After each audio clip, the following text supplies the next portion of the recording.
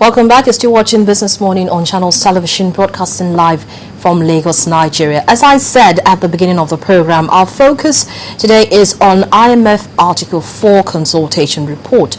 Now, the IMF says the Nigerian economy at 6.8% performed strongly this year and is expected to grow by about 7% next year. Now, the IMF mission met with the coordinating Minister of the Economy and Minister for Finance, Dr. Okonjo-Iweala, the Governor of the Central Bank of Nigeria, Sanusi Lamido Sanusi, senior government officials, members of the legislature, and some representatives of the private sector in November, with a verdict that Nigeria's economy did very well during the year. More importantly, the IMF applauded the current monetary policy stance of the central bank and advised that it should remain geared towards sustaining low inflation and a stable financial system. Well, I'm being joined now on the program by the Director of Corporate Communications of the Central Bank of Nigeria, Mr. Ugo Okoroafor. Mr. Okoroafor actually joins us live from our Abuja studios. Good morning, and thank you so much for joining us. Thank you so much. It's a pleasure to be here. Well, let's just start with looking at that report. The IMF mission affirmed that the Nigerian economy has continued to perform strongly for this year, alluding to GDP growth and inflation. Now, are these indicators sufficient to return this kind of verdict? Is the economy all about the GDP and inflation? Well, okay. It's nice to hear good things from the IMF. It's very nice, and we're happy about that. But more importantly, I think Nigerians should look inwards and see the changes that are taking place. And it is those changes actually that are reflected in the numbers, the macro indicators that the IMF saw. But beyond just figures, there are changes, fundamental changes that are taking place. One, as you can see, is the clear, close collaboration between the two authorities, the fiscal authorities, the fiscal authority and the monetary authority. Of course, the monetary authority is the Central Bank of Nigeria. I speak more for the monetary authority, that's the central bank, and the things that we have put in place are manifesting themselves. One is the fact that monetary policy has finally become something that actually drives the economy. The decisions that we take at the monetary policy, this is something that we started quite a while back and is becoming far more effective, exactly where we want it to be. Now, when we change rates and we announce those decisions, they actually indicate, they serve as some kind of guidance for the rest of the economy.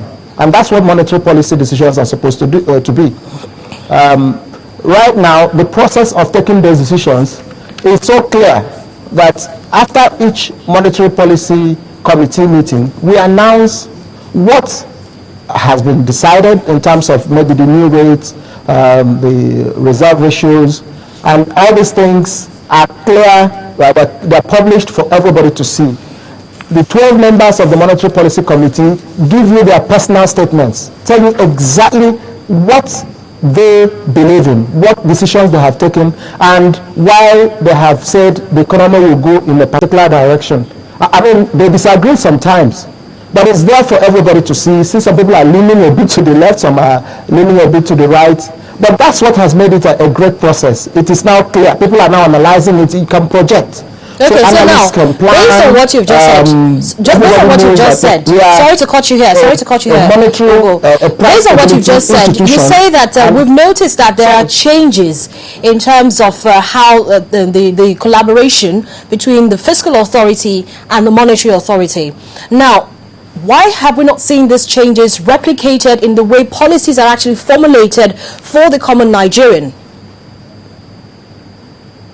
Oh, that's the point I was coming to. There are great policies that are being formulated. Now let me give you one example. The TSA, the Treasury Single Account.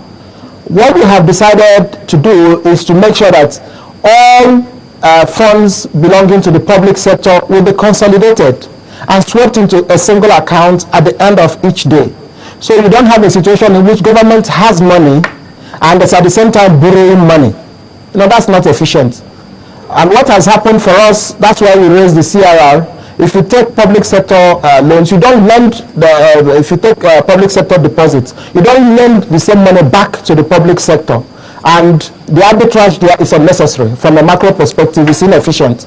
Now with the TSA, which we are working together with the Ministry of Finance to institute, it's now easy for government to have a single account or a single balance at the end of each day. That's a major shift, and it is a very efficient approach. That's the kind of collaboration I'm talking about. But for us within the central bank, we have even gone beyond that. If you look at what we have done in the payment system sector, the payment system is something that will just revolutionize the way we do business. It's already done that, but it's going to be far more profound. By the time we now roll out our mobile money program, which will make every Nigerian that has a mobile phone, let's say a branch. I mean, each mobile phone can serve as a bank branch, and that's a key financial touch point. We have over 100 million telephone lines. So the issue of payments, of going cashless, of ensuring that the speed of transactions and the clarity and the safety of transactions are all taken care of. With the PKI, that's public key infrastructure, we know who is dealing with what. Proper identity, which we just signed a few weeks ago. So in the area of, I started with monetary policy and now payment system, we've done exceedingly well. Now, the other area is in what we did with the interventions. Before we continue looking at that report, you mentioned the fact that the TSA has actually been set up. Now, at the end of the day, funds that are not being used will be put into that account. Any idea what these funds will be used for? Which funds? These funds that you say at the end of the day are not used, are not spent by government agencies or anybody who is supposed to be handling the money. That's not what I mean. Where would they be? I'm saying that, you know, MDAs, ministries, departments and agencies have capital accounts, they have operational accounts, and all those accounts have balances. Sometimes they have negative balances, sometimes they have positive balances. But a situation in which at the end of the day you have negative balances borrowing from the private sector, while government itself has positive balances in several accounts, will no longer hold. That's what we are trying to avoid, to create greater efficiency, so that at the end of the day, all these things are swept into a single account, the treasury single account. Government will then know at the end of the day how much it has, which is totally different from a situation in which maybe government is, banks are lending to government, when actually government has money in some other account. As you can see, that's a very efficient way of doing business, and that's what is about to be instituted. And like I said, it is a sign of the collaboration between the monetary and the fiscal authorities. Okay, but so now let's take a look at some of the other issues that were actually identified in this report. I would like to get your take on the severity of some of this risk, if you'd like to, give us some of your thoughts on this. Let's look at the decline in oil prices and the loss in oil production, but that's not so much of what we should be looking at. But let's talk about how the pace of recovery in the global economy and the financial implication for Nigeria's economy. Well, we need to warn that there are vulnerabilities. Obviously, oil price is one major vulnerability. We are so much dependent on the outcome in the international oil market. And we've warned several times, and that's part of what this the fiscal rule, the oil price-based fiscal rule, where we are saying, look, let us take a very conservative view. There are so many problems in the world which, as far as we are concerned, maybe part of why the oil price has remained high. But I remember my governor was saying sometime that just because the head of the negotiating team from Iran had a half hug with the American representative, the price of oil came down slightly. Now, if for instance they solve that problem, we don't know what will happen. We've seen a situation in which oil price fell dramatically from 140 to about was it 30 or 40 dollars per barrel. Nothing stops it from taking place. We need to be sure that we have taken the right measures to insulate our economy from any shock that will come from oil. At the same time, if we are doing our budget, we need to be very conservative. If God helps us, oil prices remain high, then it is to our benefit. But there's no point spending or projecting on something that may just disappear within a matter of weeks. We never can say what will happen. That is where that problem is. And that's why for us at the central bank, we have turned our attention to other areas. We have helped in reforming the power sector. We have helped in reforming the agri sector. We are repairing the value chain in the agri sector and helping to provide long-term stable money for people who are bankable so that they can now on-lend in some kind of way to the people who are the lower end, and that entire value chain in a vertical way and in a horizontal way will help to empower or repair agriculture. We have moved lending in agriculture from about 1.5% to about 3.5%. We would like to see it grow to about 5% in the next 2 or 3 years, and then to 7% down the line. But while that is going on, we want Nigerians to also know that they need to consume locally made goods. Nigeria is the world's largest importer of tomato. We make the best leather in Nigeria, Moroccan leather that comes from the north. Yet we eat it, we don't use it to make shoes. We used to be the world's largest producer of palm kernel, among the top 3 in cocoa, in groundnuts and all that. And those things provide employment. Right now, agriculture is still responsible for about 33% or more of our economy, of our GDP output. And we need to know that that is where we can solve all the problem with the militia, with the Boko Haram and all that. It's all poverty, it's all unemployment, it is irrelevance. People need to key into the economy, and we need to move this economy forward. Now, let me just mention to you that the report actually commended the monetary policy stance of the Central Bank of Nigeria, which is what you've just mentioned. You've just mentioned some of them. Now, what's your take on this, especially given the fact that the effect of tight monetary policy on interest rates and credit continues to stifle one of the key sectors of the economy, which we should be seeing grow as much as the other sectors? I'm talking about the real sector now. No, well, the real sector, as you can see, they commended our tight monetary policy. Of course, we need to do that because what we are doing is that's why we have this stability. And for the poor man, what the central bank has done is something that has helped to maintain his lifestyle or her lifestyle. For those of us who, if you have a fixed income, you find out that inflation is your worst enemy. So we've managed to bring inflation down for the first time in so many years, down to single digits. And we believe it will remain there. In fact, the projection is that it may go down to less than 7%.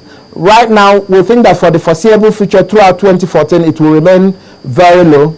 And for us, it means that we have that kind of stability that will enable planners and manufacturers to, invest, stock up on goods and not speculate. The same stability we have brought about in rates, both the exchange rates and then the cost of capital. And for us, we have achieved our mandate 100% as far as those things are concerned. Now, the other one is we are bankers to the government. We are also economic advisors, and we help in promoting economic growth and development. What we have done in the area of financial inclusion is to say there are so many Nigerians that are outside the formal sector. We need to bring them into that sector. Don't you think that there's a reason why that so many Nigerians outside of the financial sector? Don't you think that there is a reason why they're outside there? Don't you feel, or doesn't the Central Bank of Nigeria feel that there's a serious trust issue here, and the only way you can get more people to actually come into the financial system is by winning their trust? And the first way, don't you think, that the central bank don't you think that the central bank should be doing something in terms of ensuring that credit to SMEs, who we know are the ones that are mostly in the unbanked sector?